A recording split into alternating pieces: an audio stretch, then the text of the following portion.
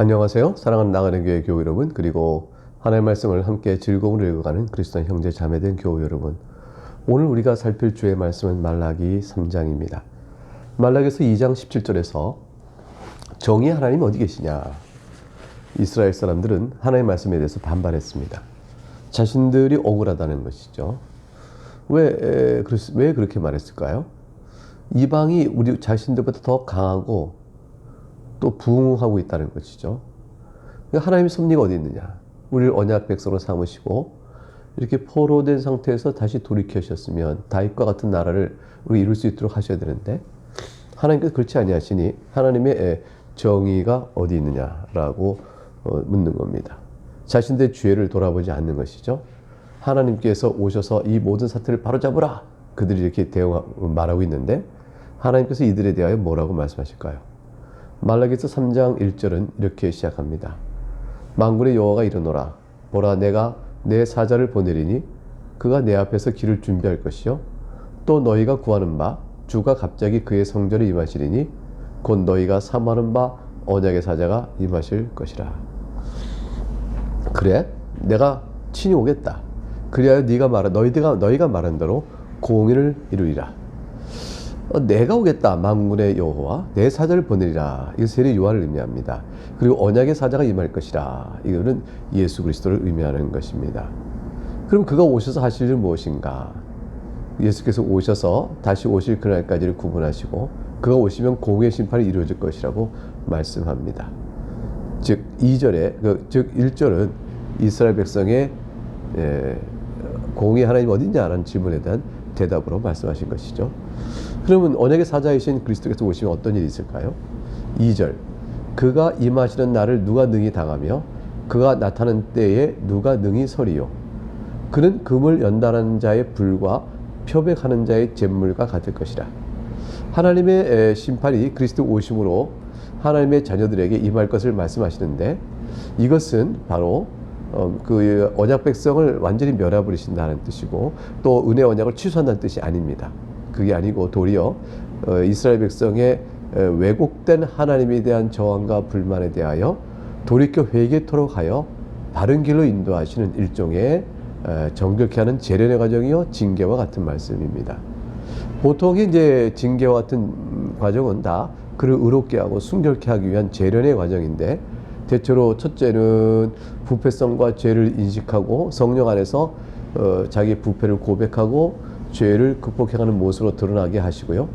이런 일을 통해서 시험과 징계를 베풀어서 저들로 하여금 이스라엘 백성을 더, 하나님의 백성을 더 재련시켜 합니다. 순결케, 정결케 재련하시는 것이죠. 그래서 이런 재련의 불길은 사실 모든 신자에게 다 필요한 일이에요. 굳이 이스라엘뿐 아니라. 왜냐하면 왜 그러겠습니까? 우리가 다 부패한 자이기 때문이죠. 그래서 3절과 4절에 이렇게 말씀이 주어지고 있습니다. 그가 은을 연단하여 깨끗하게 하는 자 같이 앉아서 레위의 자손을 깨끗하게 하되 금, 은 같이 그들을 연단하리니 그들이 공의로운 제물을 나 여호와께 바칠 것이라. 4절, 그때에 유다와 예루살렘의 봉헌물이 옛날과 고대와 같이 나 여호와께 기쁨이 되려니와. 신앙생활 중에 만일 좀 어려움이 생기거나 곤고함이 생길 때 항상 하나님께서 나를 더욱더 하나님께 가까이 가도록 이끄시기 위해서 나에게 이런 일을 주셨다라는 생각을 하고 일종의 재련의 과정으로 생각하시고 받기 바랍니다. 오히려 주 앞에서 그 과정을 정직하게 받으면 3절에 공의로운 제물을 여호와께 바친다. 금과 은같이 그들을 연단하니 그들이 공의로운 제물을 여호와께 바친다. 그리고 4절에 나 여호와께 기쁨이 되려니와, 이렇게 말씀하신 것처럼 하나님께서 우리를 재련시키고 더 정결케 하기 위하여 여러 가지 환난과 곤고와 슬픔과 시험과 징계를 하실 때 그 가운데서 주 앞에서 그것을 순전히 받고 하나님을 왜 이렇게 하십니까 하고 자기 소견에 원망하지 않으며 주 앞에 그걸 겸손히 받을 때 그렇게 나타나는 모든 관용과 절제와 자비와 충성과 하나님에 대한 헌신과 회개와 눈물과 이 모든 것들은 다 하나님께서 받으실 때 받으시는 기쁜 제물이 된다고 말씀하십니다. 그러니까 어려운 순간에 하나님께 돌이켜보아 자신을 회개하는 것도 하나님께 영광을 돌리는 것이고, 동시에 또한 하나님 앞에 나아가서 베푸신 모든 일 속에 하나님께 영광을 돌리는 순종과 겸한 아름다운 열매를 맺는 것도 다 하나님께 영광을 돌리는 일이 되겠죠. 5절에 보면 내가 심판하러 너에게 임할 것이라. 점치는 자에게와 간음하는 자에게와 거짓 맹세하는 자에게와 품꾼의 사기에 대해서 억울하게 하며 과부와 고아를 압제하며 나그네를 억울하게 하며 나를 경외하지 아니한 자들에게 속히 증언하리라. 만군의 여호와가 말하였느니라. 결국은 이제 이와 같이 징계를 하실 때 징계 대상이 되고 있는 죄들을 이렇게 쭉 나열했습니다. 점치는 우상숭배, 간음, 거짓 맹세, 품꾼의 삭설된 억울한 모든 탐욕과 또 과부와 고아를 억제하고 나그네를 억울하게 하는 것. 한마디로 하나님 다 요약하시기를 하나님을 경외하지 않은 자들에게 말씀하시겠다 되어 있습니다. 죄악을 심판하시는 것이죠. 그리고 믿는 자라 할지라도 죄악 가운데 있을 때 하나님이 징계하시죠. 다 금과 은을 재련하듯 재련하시는 과정을 말씀하시는 겁니다. 예수님과 죄를 지으면서 화평할 사람은 없습니다. 죄를 지으면 주님과의 관계가 늘 어렵고 공고하고 괴로움이 마음에 있게 됩니다. 하나님께서 이러한 우리들을 불길로 내버려 소멸시키기 위한 불로 주신 것이 아니고 우리를 재련시키기 위한 과정이라는 것을 우리가 어떻게 확신할 수 있을까요? 6절에 보니까 나 여호와는 변하지 아니하나니 그러므로 야곱의 자손들아 너희가 소멸되지 아니하니라. 하나님께서 맺으신 그들을 선택하신 은혜를 취소하지 않으시겠다는 거죠. 그러니까 우리가 예수를 믿고 주 앞에 나올 때 하나님께서는 우리가 죄를 범하고 연약할 때라도 우리를 버리지 아니하십니다. 왜냐하면 내 마음속에서 예수 그리스도를 향한 믿음과 또 회개의 마음이 사라져 버리거나 없어져 버리거나 또는 그걸 부인해 버리고 이렇게 나가면 스스로 구원받은 자의 모든 근거를 다 부정해 버리니까 그에게서 우리가 하나님의 자녀라는 것을 알 수 없지만, 그러나 죄송합니다. 우리 마음속에 여전히 주를 믿고 회개하며 나가는 믿음의 진실성이 내 안에 분명하게 있으면서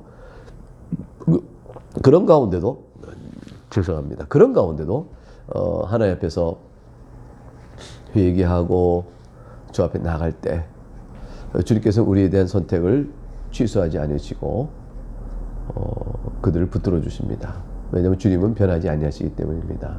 그래서 말씀하시죠. 야곱의 자손아 너희가 소멸되지 아니하니라.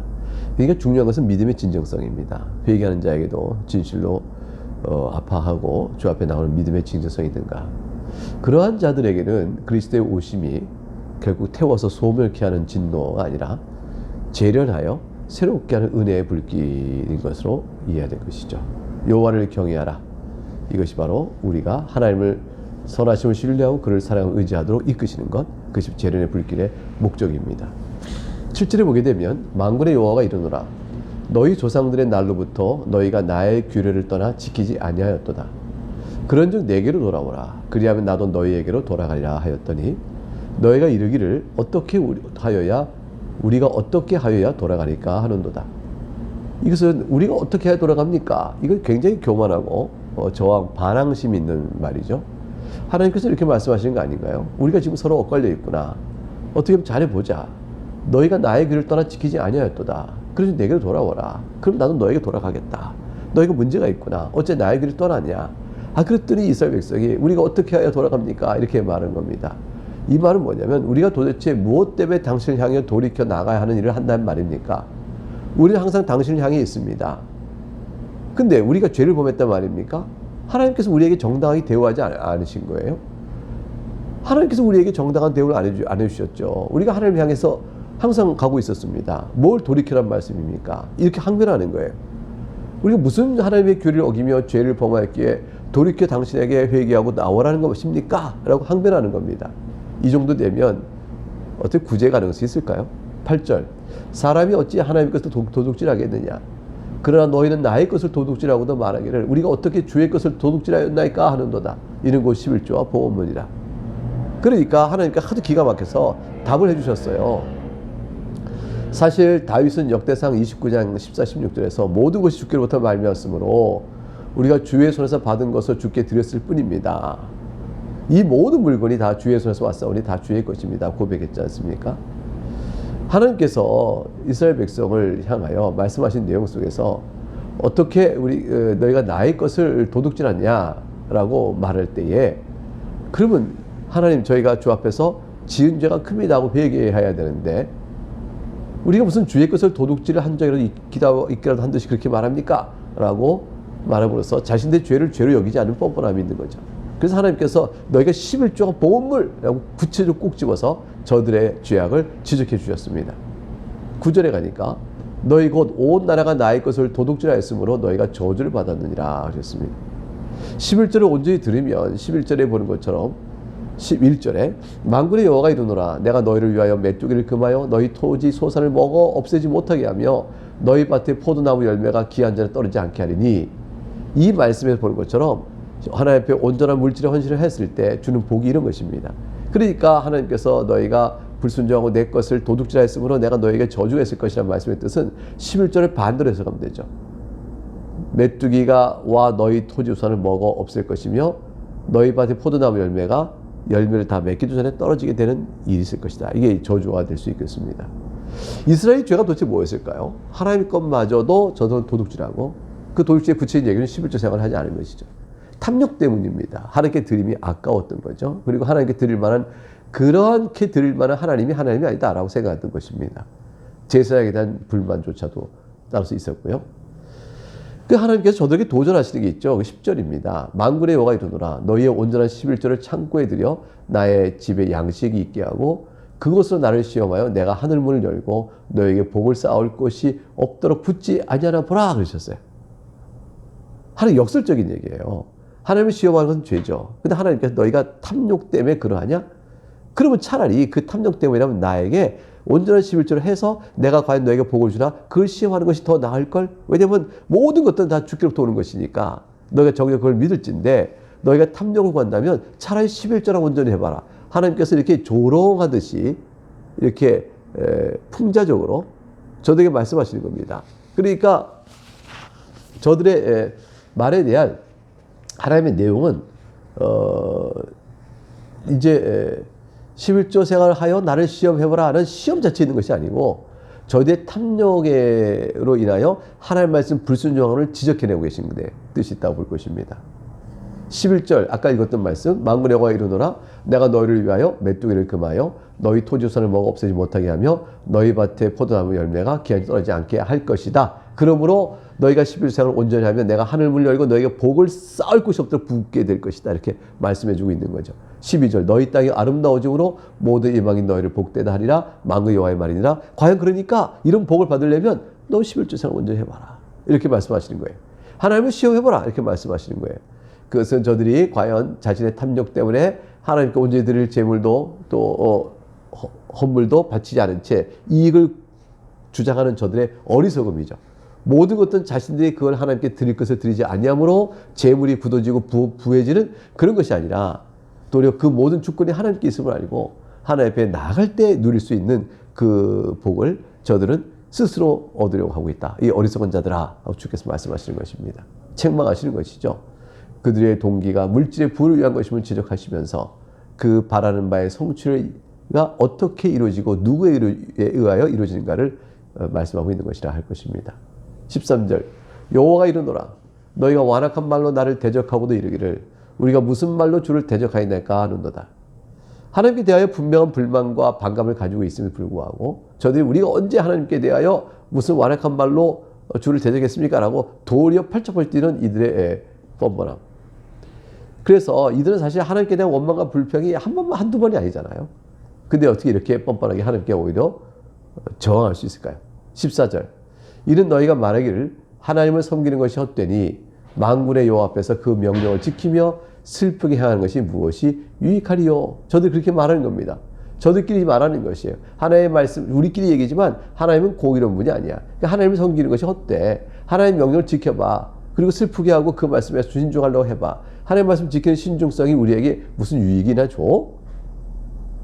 그러니까 하나님의 교훈과 명령을 지키고 또 금식과 애곡을 하는 그러한 일들을 한다 할지라도 자신들이 아무런 유익을 못 누리니 하나님께 그렇게 해봐 소용없다. 저들이 안 하고 그렇게 불평할 수 있고요. 또 했는데 효과가 없었다. 이렇게 말하는 것이 있어요. 근데 그 했다는 것이 뭘까요? 그들이 형식적이고 기계적으로 한 것이죠. 의식적으로 한 것이죠. 하나님 제가 금식했습니다. 하나님 애곡했습니다. 그 마음의 중심은 하나님 앞에서 금식과 애국의 참 뜻에 하나도 닿지 않고 있는데 형식적으로 했으니 우리에게 복 주시오, 이런 마음의 태도. 그들이 하나님께 어떤 애통하고 또 금식하고 섬겼다면 그들이 요구하고 기대했던 보상, 또 번영, 그런 걸 바라면서 한 것이죠. 그것이 안 이루어지니까 유익도 없다, 하나님 공정하지 않다고 비난하고 있는 겁니다. 15절, 지금 우리는 교만한 자가 복되다 하며 악을 행하는 자가 번성하며 하나님을 시험하는 자가 화를 면한다 하노라 함이라. 이게 이스라엘 백성이 갖고 있던 아주 왜곡된 신학이었습니다. 이들은 말이죠, 교만한 자, 악을 행하는 자, 하나님을 시험하는 자들을 이 세상에서 하나님께서 바로 어려움과 고난과 로 심판을 하셔야 한다고 생각을 했습니다. 그리고 하나님 명령을 지키며 금식과 애국을 한다면 그들이 더 잘 살아난다고 생각했어요. 그런데 자신들 나름대로 애국과 금식 다 하고 하나님을 섬겼는데, 아니 어떻게 이게 정반대 결과가 나오냐라는 식의 자기들의 신앙을 가지고 하나님을 막 비방하고 있는 겁니다. 근데 과연 그럴까요? 이들의 불만은 자신의 판단일 뿐이죠. 하나님께서는 형식적이고 기계적인 응답하는 그런 무인격적인 그런 존재가 아니세요. 살아계신 하나님의 인격을 모독하고 있는 겁니다. 하나님께서 그들이 지켰다는 것이 과연 지켰는지 중심을 보고 계시거든요. 그래서 하나님을 그저 자판기처럼 우리가 이거 넣었으니 내놓으셔. 근데 우리가 했는데 왜 안 주시오? 오히려 저들이 더 잘 살고 있어. 이건 말이 되는 거요. 이런 식으로 하나님을 향해 지독한 모욕을 던지고 있는 것이죠. 그래서 하나님께서 말라기 3장 16절에 이렇게 말씀합니다. 그때 여호와를 경외하는 자들이 피차에 말하매 여호와께서 그것을 분명히 들으시고 여호와를 경외하는 자와 그 이름을 존중히 여기는 자를 위하여 여호와 앞에 있는 기념책에 기록하였느니라. 하나님께서 그들의 얘기를 다 들으셨어요. 그런데 하나님께서 듣는 가운데서 여호와를 경외하는 자들의 말은 다 기억하고 있습니다. 여호와 이름을 존중히 여기는 자들 하나님이 기억하고 있습니다. 사랑하는 여러분, 우리가 아무리 다 부패하고 또 어려운 상황이라 할지라도 그들 가운데서 하나님에 대하여 비방하고 하는 말에 동조하지 않고 그건 그렇지 않다라고 말하며 끝까지 믿음을 지키는 사람 하나님 기억하고 계세요. 17절과 18절에 가게 되면, 그래서 어떠한 하나님께서 인정하시는 자가 되는가 볼까요? 만군의 여호와가 이르노라. 나는 내가 정한 날에 그들을 나의 특별한 소유로 삼을 것이요, 또한 사람이 자기를 섬기는 이들을 아낌없이 내가 그들을 아끼리니 그대에 너희가 돌아와서 의인과 악인을 분별하고 하나님을 섬기는 자와 섬기지 아니한 자를 분별하리라. 하나님께서 의인과 악인을 나눕니다. 섬긴 자와 섬기지 않은 자를 분별합니다. 하나님께 인정하시는 자는 어떤 자들일까요? 표현이 몇 가지 나오죠. 여호와를 경외하는 자들이다, 여호와 이름을 존중히 여기는 자들이다, 하나님을 섬기는 자들이다. 이런 자들이 되어질 때 하나님께서는 나중에 돌아와서 악인과 분별하여 이들을 아끼겠다라고 말씀하셨습니다. 여러분은 예수 그리스도 안에서 구원받음을 기뻐하고 감사하며 하나님을 경외하시지 않습니까? 여호와의 이름이, 하나님의 이름이 존중이 영광 받기를 우리가 원하지 않습니까? 그래서 우리가 하나님을 섬기지 않습니까? 그러므로 우리는 하나님께 약속하신 바대로 주께서 우리를 특별한 소유로 삼아 우리의 고백과 기도를 들으시고 악인과 달리 구별하여 새하늘과 새 땅, 새 예루살렘에서 영원한 행복과 구원을 우리에게 베풀어 주실 것입니다. 이러한 약속의 말씀 우리가 마음에 둘 때에 우리는 어떠한 믿음의 사람으로 살아가야 할까요? 그 말씀이 우리에게 주어지는 것이죠. 네, 말라기 때의 어리석은 자들과 달리 주 앞에서 참으로 영광을 돌리는 믿음의 사람.